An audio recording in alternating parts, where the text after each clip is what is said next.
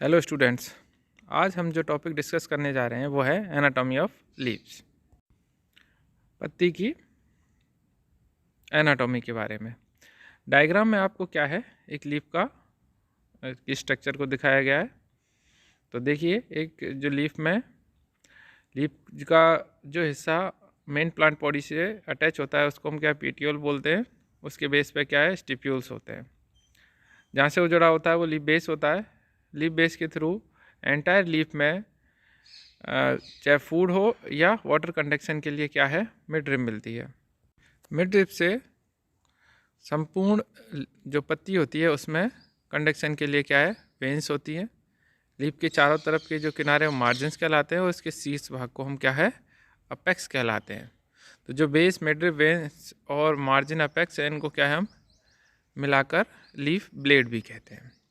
तो ये लीफ की क्या है, एक बाह्य आकार की है, भारी संरचना है जो आपको दिखाई दे रही है। अब हम इसके क्या है, एनाटॉमी के बारे में डिटेल्स में पढ़ेंगे। एनाटॉमी के आधार पर पत्तियों को आपने पढ़ा होगा कि दो भागों में बांटा गया है। दो तरह की पत्तियां देखी होंगी आपने, पृष्ठधारी पर्ण जिनको हम डोर्सिवेंट्रल लीफ कहते हैं, जिनकी एवेक्सियल एंड एडेक्सियल सरफेस होती है, और दूसरी समद्विवार्षीय पर्ण आइसोबाइलेटरल लीफ, जिसकी दोनों सतह लगभग एक जैसी होती है। ये देखा होगा कि आपने कि जो आइसोबाइलेटरल लीव्स होती हैं वो हमारे मोनोकोट में मिलती हैं, और जो डॉर्सिवेंट्रल लीफ होती हैं वो डाइकोट प्लांट में मिलती हैं। अब बात करें हम पहले डॉर्सिवेंट्रल लीफ की एनाटॉमी के बारे में। तो देखिए, जो डॉर्सिवेंट्रल लीफ होती है उसके दो सरफेस होते हैं। जो अपर सरफेस होता है एडेक्सियल, और जो लोअर सरफेस होता है उसको हम एडेक्सियल सरफेस कहते हैं। डायग्राम में एक डाइकोट लीफ के स्ट्रक्चर को दिखाया गया है।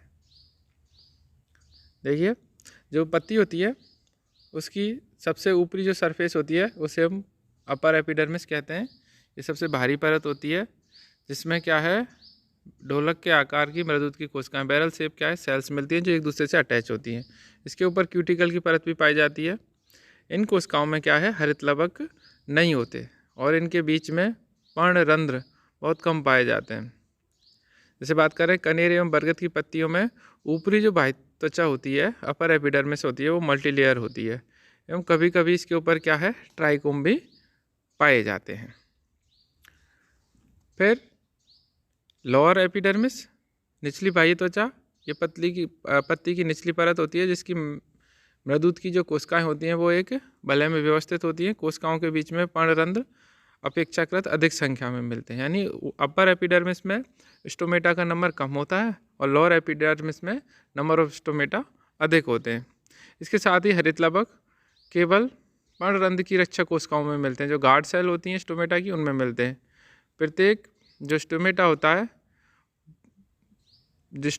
है वो भीतर की ओर एक गुहा में या कक्ष में खुलता है, जिसको हम क्या है, सब स्टोमेटल कैविटी कहते हैं, या सब स्टोमेटल चैम्बर भी कहते हैं। यह जो कैविटी होती है पत्ती का बाहरी वातावरण से संबंध स्थापित करने में, बाष्पोत्सर्जन तथा गैसों के आदान प्रदान करने में सहायक होती है। एपिडर्मिस के नीचे मीजोफिल, जिसको हम पर्ण मध्योतक कहते हैं, वो उपस्थित होती है। ऊपरी एवं निचली बाह्य त्वचा के बीच में पाए जाने वाले जो टिश्यू हैं उनको हम क्या है, मीजोफिल कहते हैं। देखिए, डायग्राम में भी दिख रहे हैं। जो डायग्राम यहाँ मैंने शो किया है वो क्या है, सनफ्लावर की जो लीफ है उसकी क्या है, टीएस है। तो आपको दिख रहा होगा, सबसे ऊपर क्यूटिकल है, फिर अपर एपिडर्मिस है, उसके नीचे क्या है, हमारी मीजोफिल सेल्स है। जो मीजोफिल्स होती हैं इसमें दो प्रकार की क्या है, पेरेनकाइमेटस सेल्स मिलती हैं, जिनको हमने क्या है, उनकी आकृति संरचना के आधार पर बांटा है, पैलिसेड पेरेनकाइमा और स्पॉन्जी पेरेनकाइमा में। जो पैलिसेड पेरेनकाइमा की जो सेल्स होती हैं एलोंगेटेड होती हैं, लंबी होती हैं, खम्भे के समान होती हैं। इन कोशिकाओं में हरित लवक अधिक मात्रा में पाए जाते हैं, जबकि अंतरकोशिकीय स्थानों का इनमें अभाव होता है। इनका जो मुख्य कार्य है वो है प्रकाश संश्लेषण के द्वारा भोज्य पदार्थों का निर्माण करना। दूसरा है इसमें स्पॉन्जी पेरेनकाइमा। ये जो पैलिसेड पेरेनकाइमा होता है उसके ठीक नीचे क्या है, हमारा स्पॉन्जी पेरेनकाइमा होता है। इसकी जो सेल्स होती हैं वो गोलाकार, अंडाकार या बहुभुजाकार होती हैं। इनमें हरित लवक पर्याप्त मात्रा में पाए जाते हैं, फिर भी जो पेलिसेड टिश्यू है उसकी तुलना में क्या होते हैं, इनमें कम क्लोरोप्लास्ट होते हैं। स्पॉन्जी पेरेन्काइमा की जो सेल्स हैं उनके बीच में क्या है, पर्याप्त मात्रा में इंटरसेलुलर स्पेसेज मिलते हैं। ये जो स्पेसेज हैं ये गैसों की डिफ्यूजन में क्या है, सहायक होते हैं। स्पॉन्जी पेरेन्काइमा की कोशिकाएं भी प्रकाश संश्लेषण का कार्य करती है। देखा होगा इसमें आपको डायग्राम में दिख रहा है कि पेलिसेड पेरेन्काइमा, उसके नीचे स्पॉन्जी पेरेन्काइमा, जिसके बीच में स्पेसेज भी दिखाई दे रहे हैं। अब बात करें वेस्कुलर बंडल्स की, तो जो डाइकोट लीफ में इसमें जो वेस्कुलर बंडल या एक समान या स्पंजी जो पेरेन्काइमा है उसमें क्या है, बिखरे हुए मिलते हैं। लेकिन जो मध्य सिरा होती है, मिड रूप होती है, सबमेन बंडल अन्य बंडलों की तुलना में थोड़ा क्या है, बड़ा होता है। प्रत्येक सबमेन बंडल के चारों ओर मृदूत की कोशिकाओं के द्वारा निर्मित एक बंडल शीथ पाई जाती है। सबमेन बंडलों में जाइलम ऊपरी बाह्य त्वचा की ओर और फ्लोएम निचली बाह्य त्वचा की ओर पाया जाता है।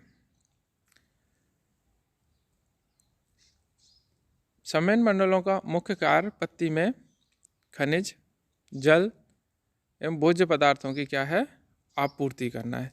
आपको पता है जो जाइलम है वो रूट्स के थ्रू वाटर एंड मिनरल्स को एब्जॉर्ब करके और इन वेस्कुलर बंडल के थ्रू एंटायर प्लांट बॉडी में क्या करता है, सर्कुलेट करता है।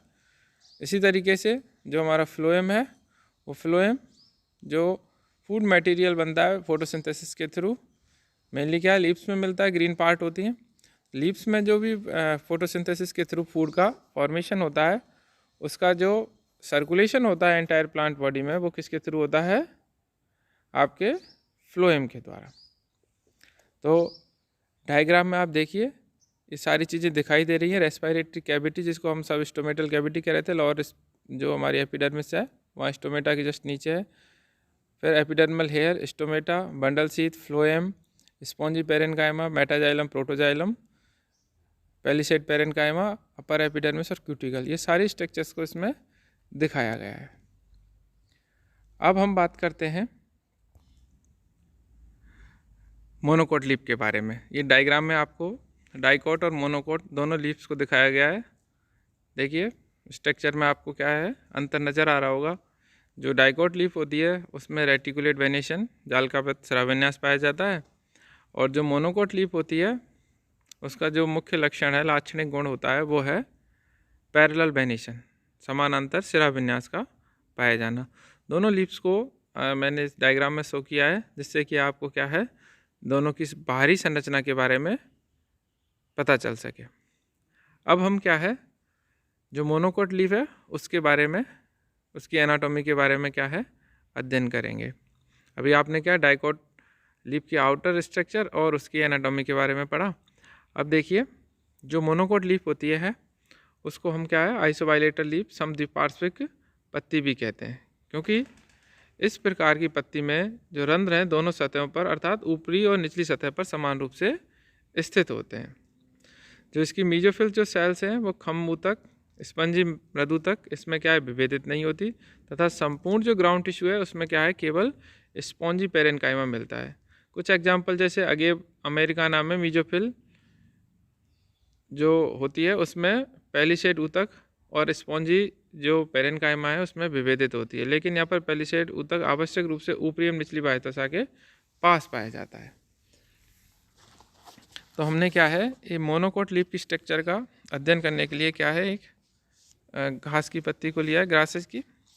देखिए इसमें सबसे आउटर मोस्ट जो लेयर है वो एपिडर्मिस है। पत्ती की सबसे भारी संरचना एपिडर्मिस होती है। ये भी क्या, बैरल शेप सेल्स की जो बैरल शेप वो सेल्स होती हैं उसमें क्या है, एक पंक्ति में व्यवस्थित होती हैं। इस बाह्य त्वचा के ऊपर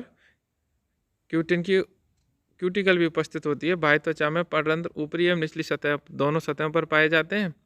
जो भीतर की ओर उपस्थित मीजोफिल्स है उसकी सब स्टोमेटल कैविटीज में वो खुलते हैं। ऊपरी बाह्य त्वचा की कुछ कोशिकाएं अपेक्षाकृत बड़ी साइज की होती हैं। इन सेल्स को हम क्या, बुलीफॉर्म सेल या मोटर सेल्स कहते हैं। ये कोशिकाएं पत्ती की लंबाई के साथ कतारों में व्यवस्थित होती हैं। अनुकूल परिस्थितियों में ये जल से भरी रहती हैं तथा टर्जिड कंडीशन शो करती हैं, लेकिन जब ट्रांसपिरेशन की रेट अधिक हो जाती है तो इनका जल वाष्पित हो जाता है। पत्ती में इनका पाया जाना एक जीरोफिटिक कैरेक्टर है। बुलिफॉर्म सेल्स के बीच में छोटे छोटे एवं एक दूसरे से जुड़े इंटरसेलुलर स्पेस भी मिलते हैं। अब बात करें मीजोफिल सेल्स के बारे में। इस प्रकार की पत्ती की जो इंटरनल स्ट्रक्चर होती है, इसमें मीजोफिल होता है वो क्या है, विभेदित नहीं होता, अर्थात पैलिसेड पेरेन्काइमा और स्पॉन्जी पेरेन्काइमा दोनों में विभेदित नहीं होता। सभी कोशिकाएं पेरेन्काइमेटिस सेल्स होती हैं और तथा पर्णरित युक्त होती हैं। इनके मध्य अंतरकोश के अवकाश उपस्थित होते हैं और सभी क्या है, एक जैसी हैं। फिर बात करें हम वेस्कुलर बंडल से, क्योंकि जो मोनोकॉट लीफ होती हैं उनमें समानांतर शिराविन्यास पाया जाता है, अतः इसकी जो टीएस है में छोटे एवं बड़े समैन बंडल एक पंक्ति में व्यवस्थित दिखाई देते हैं। ये समैन बंडल कंजॉइंट, कोलेटरल और क्लोज होते हैं। सभी समैन बंडल पतली भित्ति वाली मृदुत की कोशिकाओं की एक शीत से घिरे हुए होते हैं। इस शीत को या आच्छद को हम बंडल शीत कहते हैं। बंडल शीत की कोशिकाओं में स्टार्च के कण एवं हरित लवक पाए जाते हैं। बड़े समैन बंडलों के ऊपर एवं नीचे की ओर स्क्लेरेन्काइमा की सेल्स का ग्रुप मिलता है, समूह मिलता है। इसके साथ बड़े समैन बंडलों में जाइलम एवं फ्लोएम ऊतक स्पष्ट रूप से दिखाई देते हैं, जिसमें से जाइलम ऊपरी बाह्य त्वचा एवं फ्लोएम निचली बाह्य त्वचा की ओर स्थित होता है। इस प्रकार मोनोकॉट की जो लीव्स हैं उसमें मोटी उपत्वचा का पाया जाना, ऊपरी रंध्रीय गुहाओं तथा बुलिफॉर्म सेल्स की उपस्थिति, बड़े समैन बंडलों के ऊपर व नीचे स्क्लेरेन्काइमेटा सेल्स की जो प्रेजेंस है, ये भी क्या है, जीरोफिटिक कैरेक्टर है। तो ये क्या है, आपकी मोनोकॉट और डाइकॉट जो लीफ है उनकी एनाटॉमी के बारे में थी।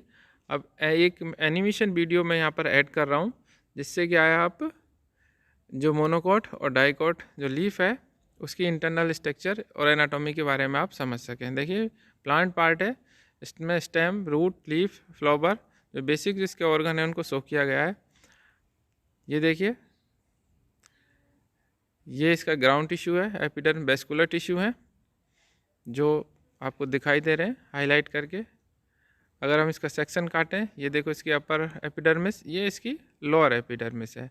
ये स्टोमेटा है जो लोअर एपिडर्मिस पे दिखाई दे रहे हैं, क्योंकि डाइकॉट लीफ में आपको पता है लोअर एपिडर्मिस में नंबर ऑफ स्टोमेटा क्या है, ज़्यादा होते हैं बजाय अपर एपिडर्मिस की। ये एपिडर्मल लेयर है, ये मीजोफिल जिसको ग्राउंड टिश्यू बोल रहे हैं। ये देखो पैलिसेड पेरेन्काइमा आपको दिखाई दे रहा है, जिसमें क्या है, हरित लवक बजाय स्पॉन्जी पेरेन्काइमा के ज़्यादा होते हैं। ये स्पॉन्जी पेरेन्काइमा,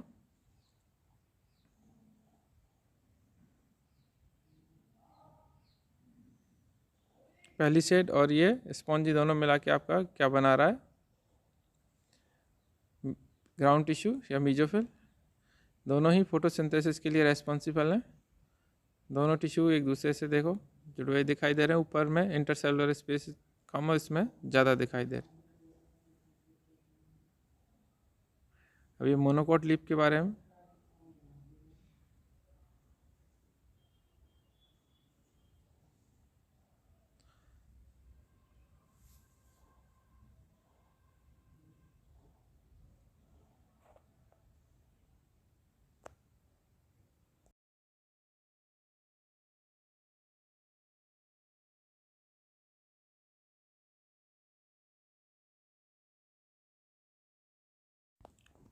मैं आशा करता हूँ आपको मोनोकॉट और डाइकॉट लीफ की स्ट्रक्चर, उसकी एनाटॉमी समझ में आई होगी।